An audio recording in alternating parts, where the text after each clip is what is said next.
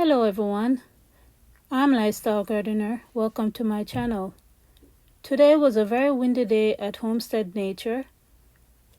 So today I have to do a voiceover and some of the things what was going on our homestead.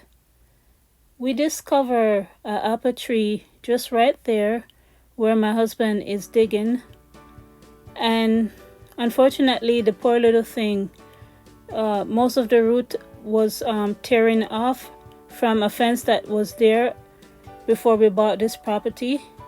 But when we bought this property, the fence wasn't there anymore, but it did some damage to the apple tree. And also from when some vehicles was passing through the laneway, it actually kind of damaged the root a little bit.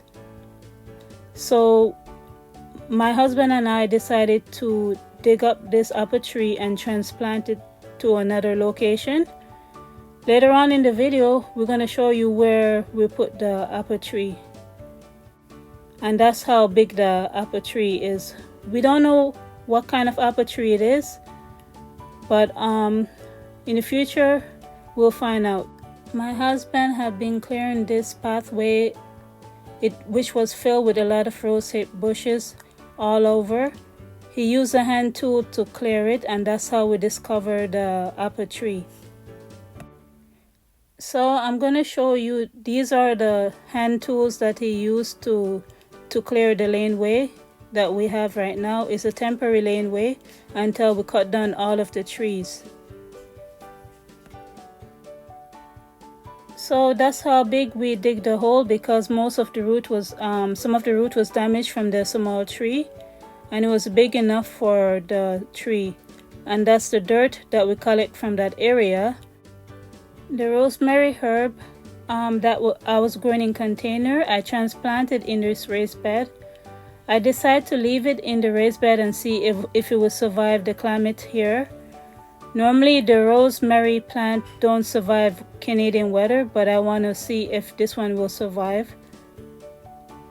So there's a few reasons why we're clearing the area with the rose hip.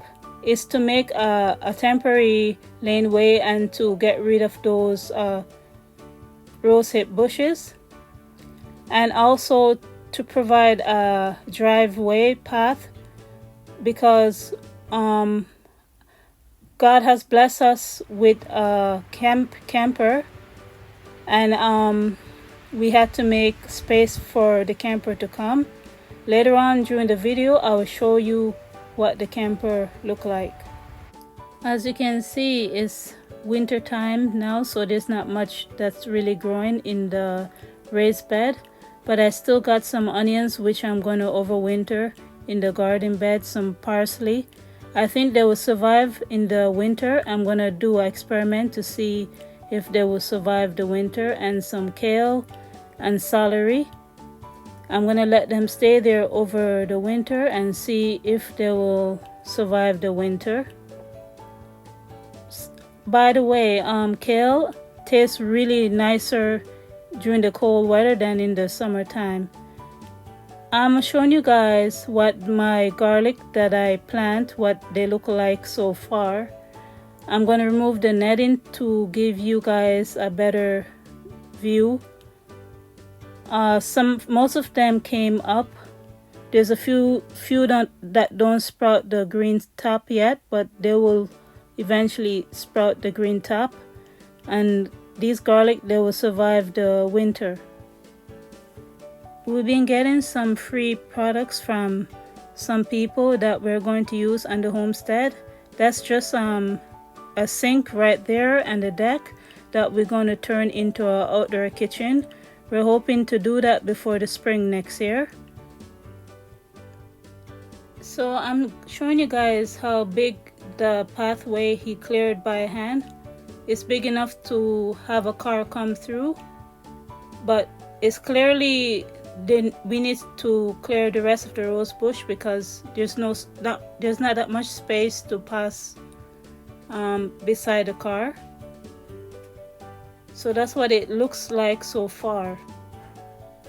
So the branches at the side, he cut all of the branches at the side, and some trees, we had to remove the tree to make it a little bit bigger for the trailer to pass through.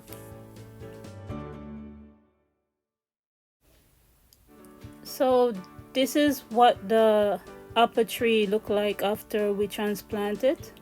I used some of the branches that was cut from the trees to help support it. It's not straight, but as it gets taller, I'm planning on pruning it a little bit, and hopefully it survived the winter. So I gotta tell you guys a story. I never ever thought that we would be able to get a camper so soon after buying this property.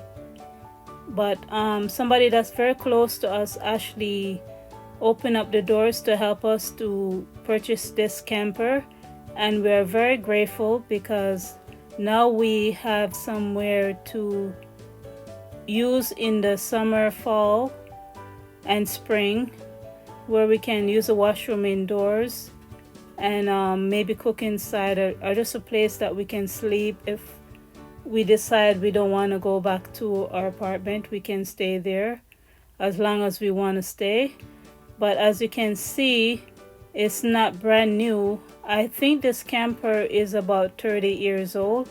I'm not completely sure, but for a camper that is that old, I think it's in pretty good condition, because I've been seeing a lot of campers that is 30 years old or even more, that is in lot worse condition.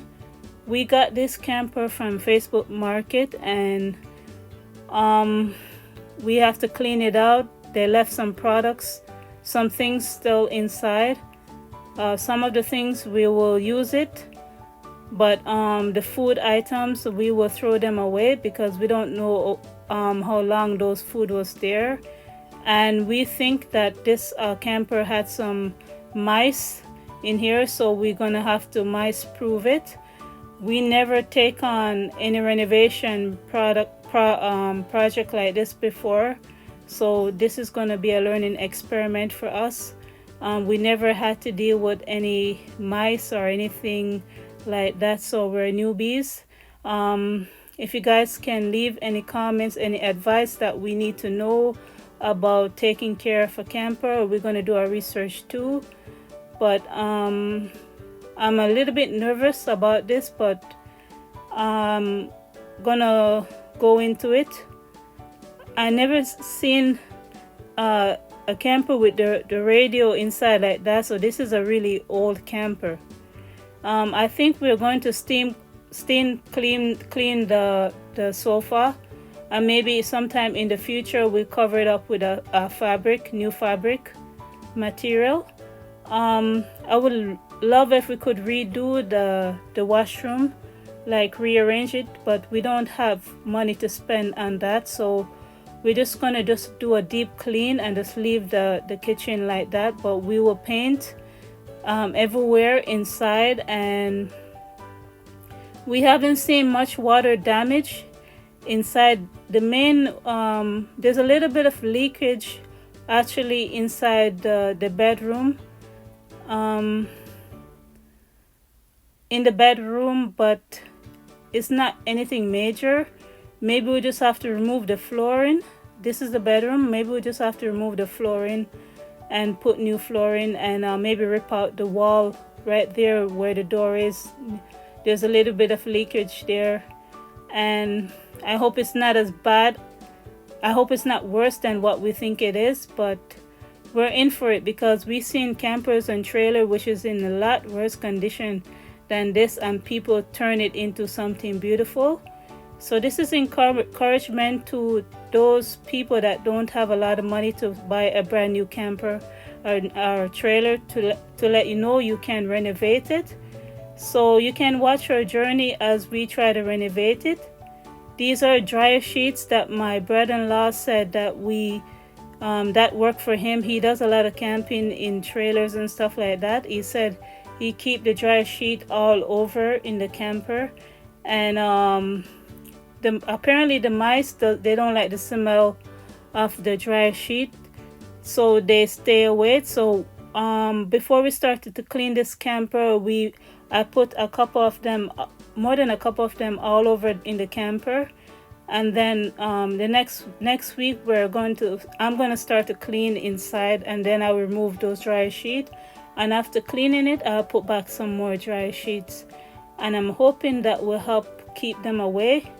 There's some other stuff that we're gonna have to do, but for now this is what we're gonna do. So that's a tour of inside the camper. That's what it looks like, and wish us luck and see how we do this, because this is gonna really help us in so much ways. So we're very grateful for this little blessing, and this is gonna help us to get out of our comfort zone, and I'm looking forward to it. So thank you guys for watching the video. I will talk to you another day. Bye.